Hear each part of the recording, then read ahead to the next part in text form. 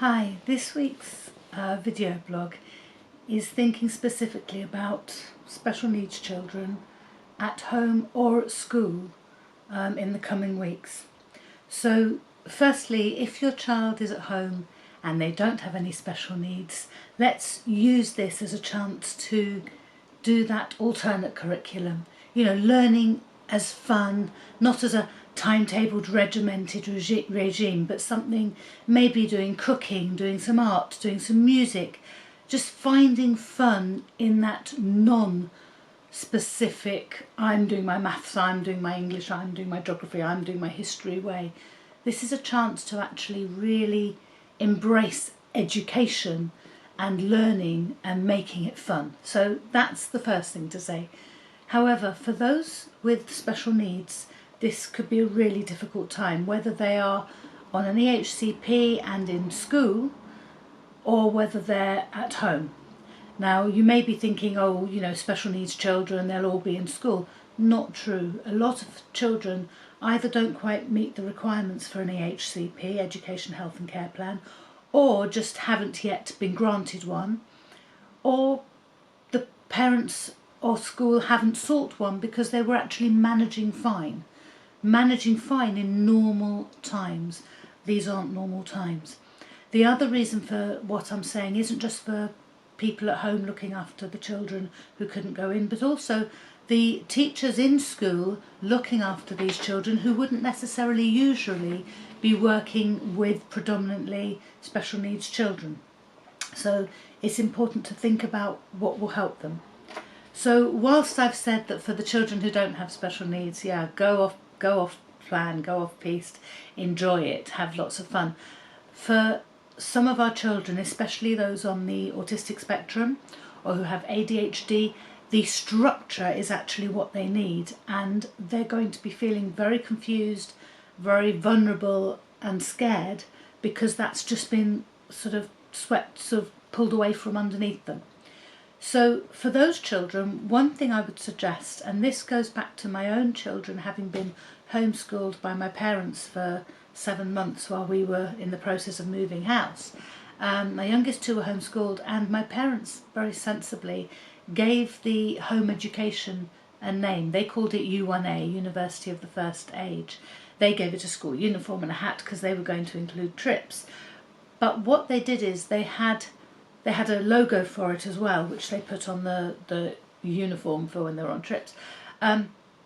But it meant they structured the day so there was home time and school time, so they didn't blur that, which they found quite important because my children were quite young at the time.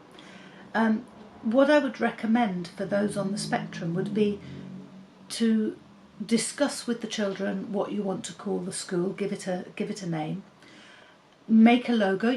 That can be one of your first activities, to design that together, and then maybe have something that's put up, I don't know, on the fridge with a fridge magnet or somewhere, pinboard, whatever, that sort of during the time, the hours you have set, you've agreed as being the school time, that's up there, so you know this is just normal home. It could be really confusing for a child at home to be schooled at home if they're not used to that. So to have something up that says this is school time now could be very helpful. Likewise in school, where your timetable is going to be very different with the lesser number of children and the different members of staff, a visual timetable would be really helpful for the children who are struggling. Even if you don't, you know, you're making it up as you go along to some extent and things might change, some visual prompt. So next we'll be doing, you know, this is now, this is next, and now next board would be really helpful for these children, so they've got some sense of structure. So that can be put up with blue tack on the whiteboard, however you want to do it, but that structure could be incredibly important.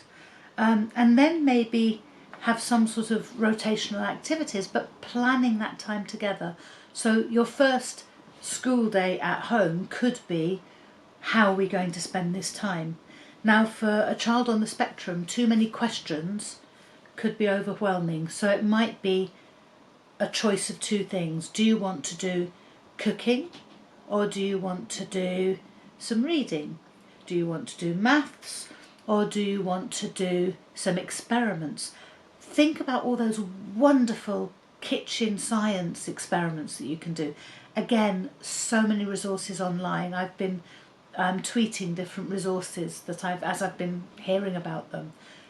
Using the online resources, the YouTube guides, there's loads of them out there, is good because your child will get some different voices during the day. So they'll get that sense of not just being alone. Using things like Zoom, so you can have a sort of conference, video, virtual classroom, I don't know what you want to call it, but so that your child isn't alone. They've got other children to interact with.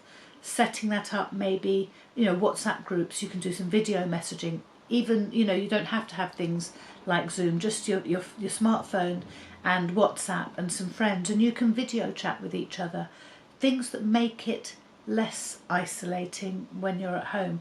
This is as important for the children as it is. We've got loads of things about grown-ups and self-isolating, but the children, even, we think of people on the spectrum not necessarily wanting all the social stuff, but this is a very good way of social interaction that they will need, and it's a safe way of doing it.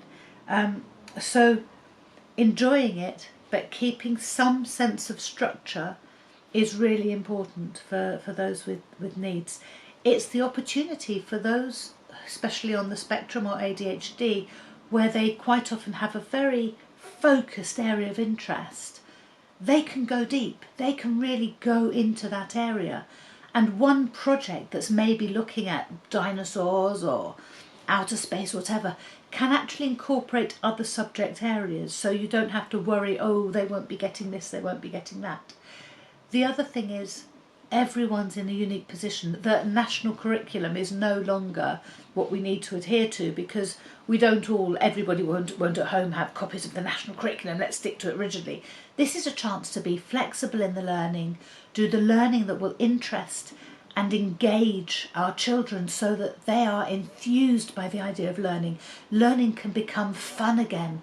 Like when I started teaching, I could teach pretty much what I wanted. Obviously there were parameters, there were boundaries and all the rest of it, but it was exciting. You could take a topic that interested the children and go with it, run with it. This is a chance to do that. For our special needs children, let's do it in a way that fits their learning abilities, their learning styles. We can go at their pace. We don't have to think, oh, we've got to try and get this finished. It doesn't matter. If the maths happens to be fractions, then it doesn't have to be dry and looking at numbers on page.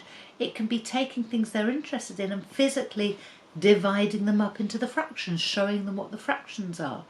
If with the maths, making food together, recipes, there's a lot of maths involved in recipes, and there's a lot of ratio and proportion in recipes, all sorts of things that you could do with the recipes. There's science in recipes. Look at how this and this, put them together in the oven, add heat to it, look what happens. They combine, they stick together, they bind in a different way. The whole structure of it is different. Again, going online, there are so many kitchen science activities that can be done. Play with texture. If you've got a garden, not just gardening, but create a mud kitchen.